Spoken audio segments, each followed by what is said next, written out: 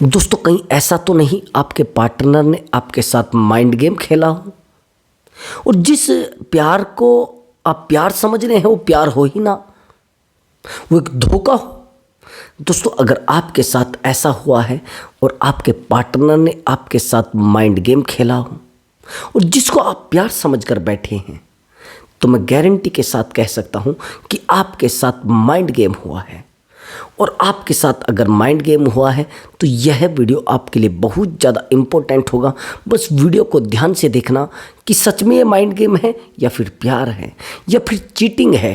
बस ध्यान से देखना है। अगर उस पार्टनर ने आपके साथ माइंड गेम खेला है तो पार्टनर आपके सामने चिल्लाएगा और हाँ, वापिस भी आएगा। अब उसके साथ माइंड गेम खेलना है। बस आपको थोड़ा पेशेंस रखना है और वीडियो को पूरा देखना है और वीडियो में बताए गए एक एक टिप्स को ध्यान से फॉलो करना है। सबसे बड़ी बात तो वीडियो को देखने में पेशेंस रखना है आपको, क्योंकि वीडियो थोड़ी लंबी हो सकती है, लेकिन जितनी लंबी वीडियो है उतना ज़्यादा उसके अंदर नॉलेज भी है। क्योंकि मैं 2 मिनट में नॉलेज नहीं दे सकता आपको, मैं 20 रुपये वाली गोली नहीं देना जानता, मैंने पहले भी आपको बोला है दोस्तों। और आपके साथ अगर माइंड गेम हुआ है फिर तो वीडियो पूरा देखना होगा। तो चलिए दोस्तों, वीडियो को शुरू करते हैं। और हाँ दोस्तों, अगर आप मुझसे बात करना चाहते हैं तो व्हाट्सअप नंबर दिया हुआ है, उस व्हाट्सअप नंबर पर आप अपनी कॉल बुक करा सकते हैं। ध्यान से सुन लेना ब्रदर, कोई भी हो सकता है आपका इशू, रिलेशनशिप से रिलेटेड, फैमिली से रिलेटेड या फिर मैरिज लाइफ से रिलेटेड।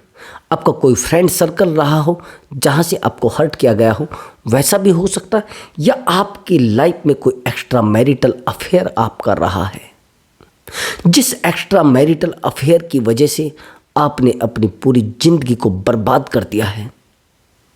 आपने अपने आप को अकेला कर लिया है केवल उस इंसान को पाने के लिए। आपने अपनी हंसती खेलती जिंदगी को तबाह कर लिया है केवल उस तीसरे इंसान के लिए। और हाँ दोस्तों, अगर आप जानना चाहते हैं, मैंने आपको बताया है, कॉल बुक करा लीजिए। और बस दोस्तों ब्रदर, वो पेड कॉल है, उस पर आप पेमेंट करेंगे तब जाकर आपकी बात हो पाएगी। तो चलिए दोस्तों शुरू करते हैं। एक्चुअली दोस्तों, कई बार ऐसा भी हो जाता है, जिस इंसान पर हम अपनी जान से भी ज़्यादा विश्वास करते हैं वही इंसान हमारे साथ माइंड गेम कर जाता है। अब माइंड गेम होता क्या है?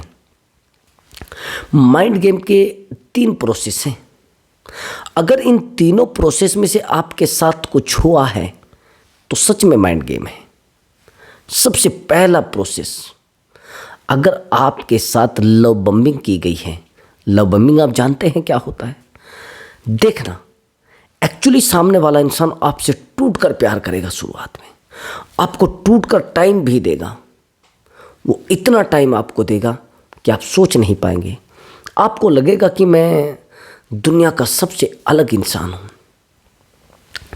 आपको लगेगा, अरे यार, मैं तो शायद दुनिया का सबसे खुशनसीब इंसान हूं।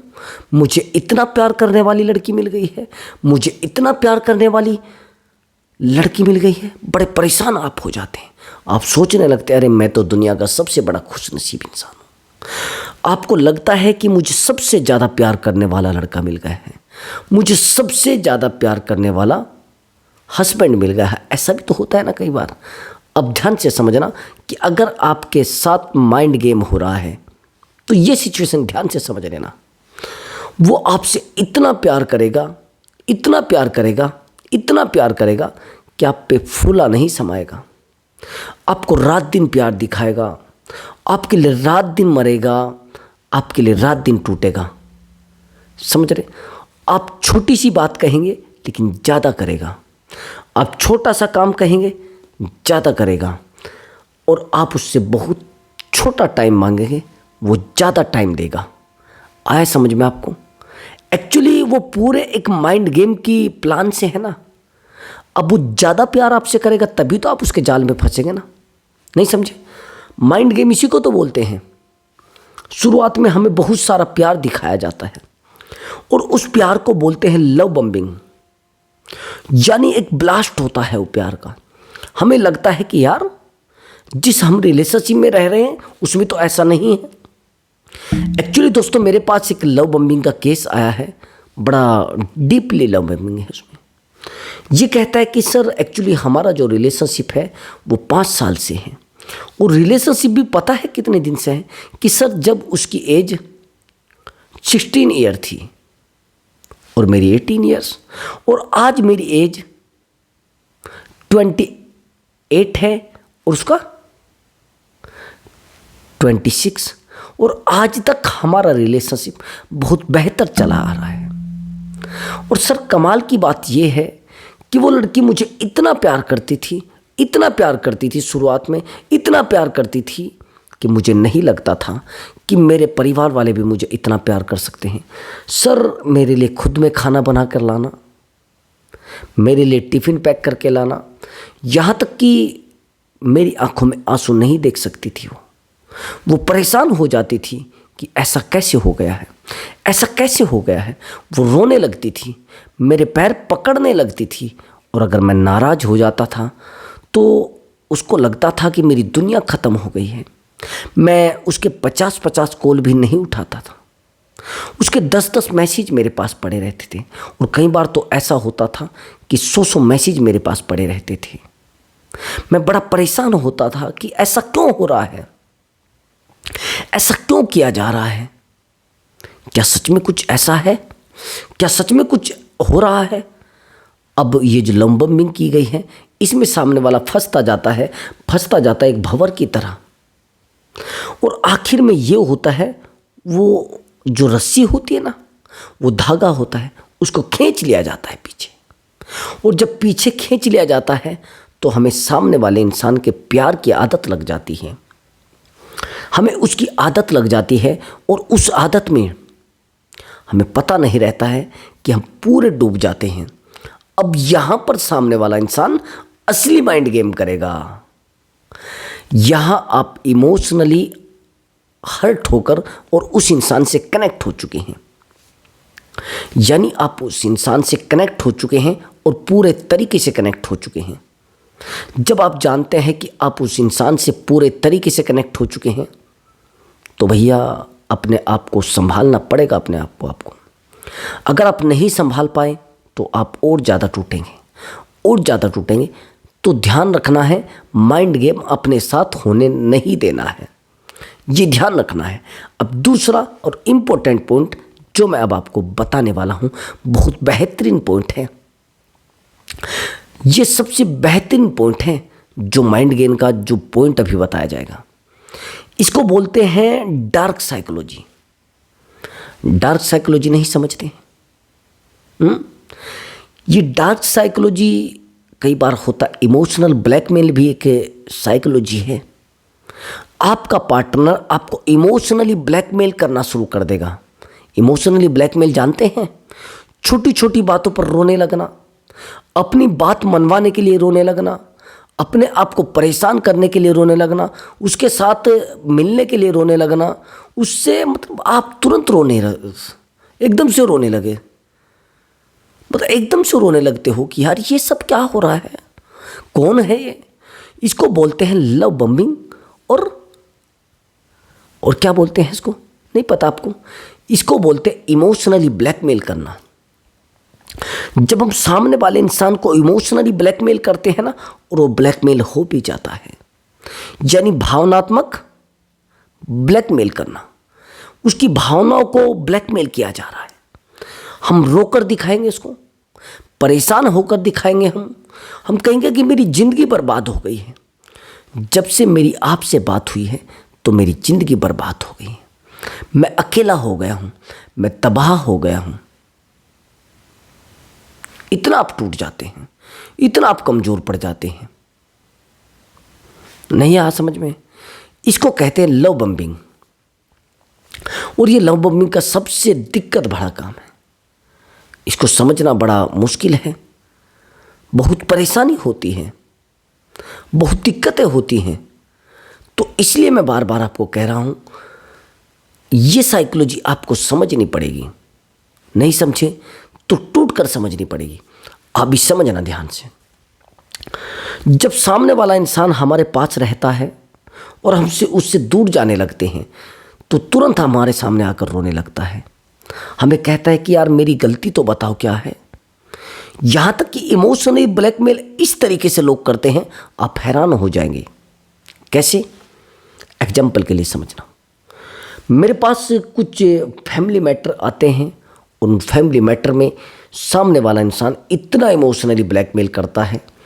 एक्चुअली जो मेरे पास केस आया है, ये एक टीचर है, गवर्नमेंट टीचर। और ये जो गवर्नमेंट टीचर है, इसका पत्नी भी टीचर है, यानी इसकी वाइफ भी टीचर है, और दोनों थोड़ा दूरी पर डिस्टेंस में रहते हैं, यानी दोनों के जो कॉलेज हैं वो अलग अलग हैं। और ये अपनी लाइफ में खुश है, वो अपनी लाइफ में खुश है, कोई मुश्किल नहीं आ रही है। लेकिन यहाँ पर हुआ क्या कि जो महिला है, ये इस इंसान को, यानी इस बंदे ने जिसने मुझे कॉल किया है, उसने बोला कि सर इमोशनली बहुत ज़्यादा ब्लैकमेल करती है। और सर आपको अगर गलतियाँ उसकी बताऊं तो बहुत ज़्यादा गलतियाँ है, बहुत ज़्यादा गलतियाँ है। वो कम से कम मेरी आंखों के सामने 4 बंदों के साथ फिजिकल हो चुकी है। और अगर मैं उसको समझाता हूँ वो रोने लगती है, अगर मैं उसको डांटता हूँ तो रोने लगती है, अगर मैं सोचता हूँ उसको कोई हर्ट किया जाए किसी तरीके से तो रोने लगती है। यानी मुझे सर ये नहीं पता लग पा रहा है कि वो मुझसे प्यार करती भी है या नहीं करती है। मैंने कहा क्यों, ऐसा क्यों लग रहा है आपको? अरे सर, जब मेरे साथ रहते रहते सामने वाला इंसान किसी थर्ड पर्सन के साथ कनेक्ट हो जाता है तो क्या है सब? आप जानते हैं क्या है सब? ये सब एक धोखा है, ये एक चीटिंग है। और कमाल की बात तो फिर वो कह रहा है कि सर मुझे रख लीजिए आप अपने पास, प्यार है मेरा, आप मेरी ज़िंदगी है आप। फिर आप उन चीज़ों को मान भी रहे हैं भैया, फिर आप उसको कभी समझा नहीं सकते हैं। जब आप जानते हैं कि सामने वाला इंसान गलत है, पहली बात तो यह है कि आपका राइट नहीं है, कोई गलत है उसको सही कर दें। आपका राइट है अपने तक, आप अपने आप को ही तो सही कर सकते हैं। अगर आपके दिमाग में आ रहा है कि मैं सारी दुनिया को सही कर दूंगा, तो भैया ये पागलपन है।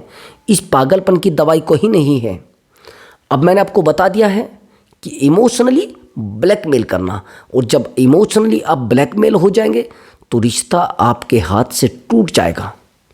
रिश्ते में जितना आप सीरियस हो जाएंगे उतना जल्दी रिश्ता आपसे टूट जाएगा। अब ध्यान से मेरी बात को सुनना।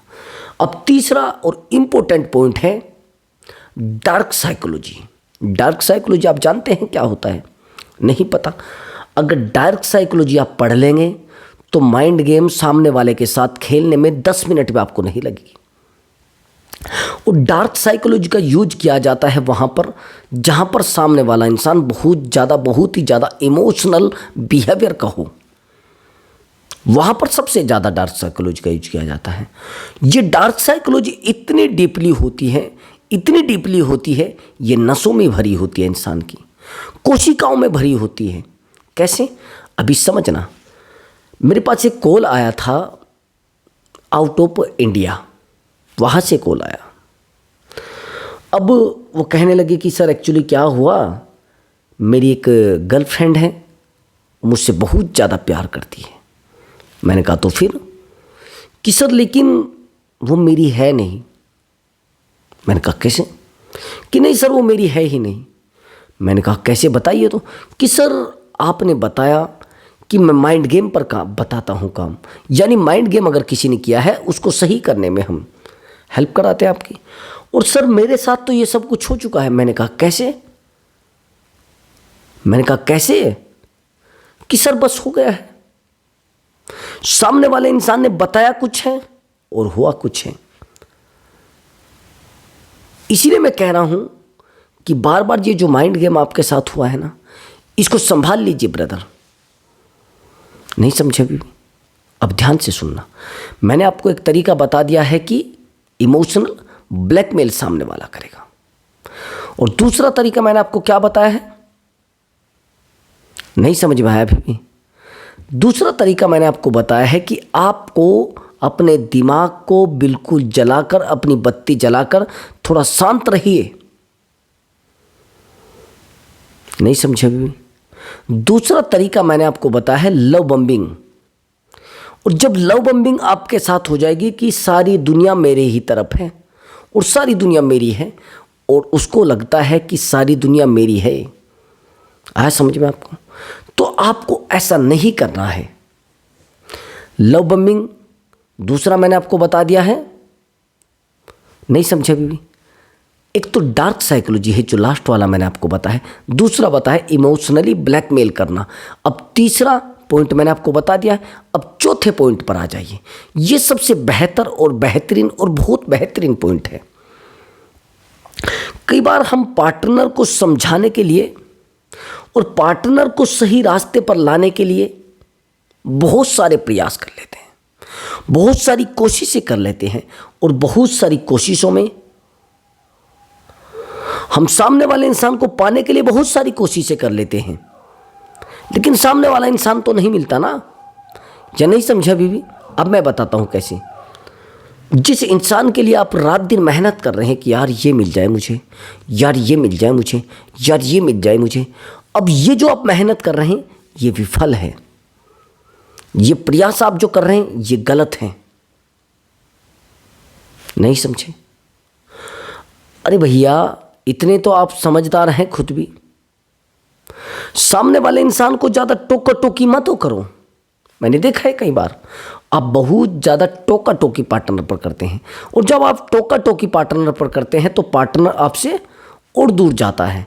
इन चीज़ों को जितना जल्दी हो सके समझ लो भैया। ये टोका टोकी का काम आपकी लाइफ को पूरा खराब कर सकता है, आपकी लाइफ को पूरा डिस्ट्रॉय कर सकता है, और आपको अकेला कर सकता है। जैसे कहाँ खड़ी हो तुम, मुझे वीडियो कॉल करके दिखाओ। किस रेस्टोरेंट में बैठी है, मुझे वीडियो कॉल करके दिखाओ। ये आप किसकी बाइक पर बैठी है, मुझे वीडियो कॉल करके दिखाओ। ये जो इतना डीपली आप दिमाग को चला रहे हैं ना, ये कुछ भी नहीं है, ये जीरो है मेरे भाई। नहीं समझे? अगर आपके साथ माइंड गेम हो रहा है तो ये जीरो है जो भी हो रहा है। नहीं समझे? अब समझ जाएंगे। जिस इंसान को आप बहुत प्यार करते हैं, बहुत प्यार करते हैं, टूट कर प्यार करते हैं, और उसके बारे में आप नहीं जानते हैं, ये सारा मामला हो रहा है इमोशनल अटैचमेंट का। अगर आपका किसी इंसान से इमोशनल अटैचमेंट है तो वहां पर आपको बिल्कुल भी तनाव में जाने की जरूरत नहीं है। लेकिन तनाव में जाने की जरूरत तो तब है ना जब आप गलती ना करें। आप तो तनाव में खुद जा रहे हैं ना। आप सामने वाले इंसान पर हद से ज्यादा विश्वास किए हैं। अब उन्होंने क्या किया, आपका पूरा ही मामला खराब हो। इसीलिए तो मैं कह रहा हूं लव बम्बिंग, डार्क साइकोलॉजी, ये किन चीजों के रूल हैं? माइंड गेम के। ये तरीके किन के हैं? माइंड गेम के। अभी मैं बताता हूँ आपको। एक्चुअली मेरे पास एक काउंसलिंग की कॉल आती थी लगभग 2 महीने पहले, और उन्होंने कम से भी कम 15 दिन तक मुझसे कॉल पर बात की है। अब जैसे वो मुझसे बात करते थे तो सामने वालों को पहले ही पता था कि हमारे साथ एक थर्ड पर्सन है। जिस इंसान के जीवन में थर्ड पर्सन रहता है वहां से नहीं बचा सकते अपने आप को। इसलिए मैं बार बार कह रहा हूं कि भैया समझने की कोशिश करो, और नहीं समझेंगे तो समझ जाएंगे। जितना आप सामने वाले इंसान को प्यार दिखाने की कोशिश कर रहे हैं उतना वो आपसे दूर भाग रहा है। जितना आप उसको पास लाने की कोशिश कर रहे हैं उतना वो आपसे दूर भाग रहा है। बार बार मैं कह रहा हूं कि पहले खुद को स्ट्रोंग करो, अपनी मनोस्थिति को स्ट्रोंग करो, और माइंड से अपने आप को स्ट्रोंग करो। जिस दिन आपने ये सब करना शुरू कर दिया उस दिन वो इंसान ऑटोमेटिक आपके पास आ जाएगा। और जो आप रिलेशनशिप में इतने सीरियस हो गए ना, रिश्ता इसी रीजन की वजह से टूट रहा है।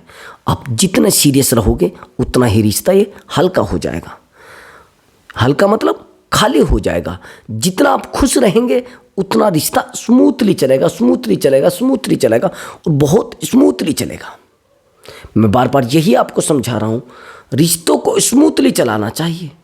और जिस दिन आप रिश्तों को स्मूथली चलाने लगे उस दिन रिश्ते आपसे दूर होंगे ही नहीं। ये जो टोका टोकी आपने लगा रखी है ना, अरे सर ये हो गया है, अरे सर वो हो गया है, अरे सर वो मुझे वीडियो कॉल नहीं करती है, अरे सर वो मुझसे बात ही नहीं करता है। मैं आज एक रिश्ते की काउंसलिंग कर रहा था। अब ये जो महिला कहती है कि सर मैंने देखा है मेरा जो घरवाला है ना वो खुश होता फिर रहा है, हंसता गाता फिर रहा है, वो घूम रहा है हंसता गाता है नहीं। जब आप जानते हैं कि मेरा जो हस्बैंड है तो घूमता नजर आया है हमें, हाँ भैया, अगर आप सामने वाले पर नज़र डालेंगे और आपने देखा उसका जीवन क्या है, लेकिन आपने तो दिशा तय कर ली है ना, आपने तो सामने वाले को बता दिया है ना कि ये सब हो क्या रहा है। इसलिए मैं आपको कह रहा हूं कि सामने वाले इंसान को सामने से जज मत करिए, आपको अपने आप को बढ़ाना है।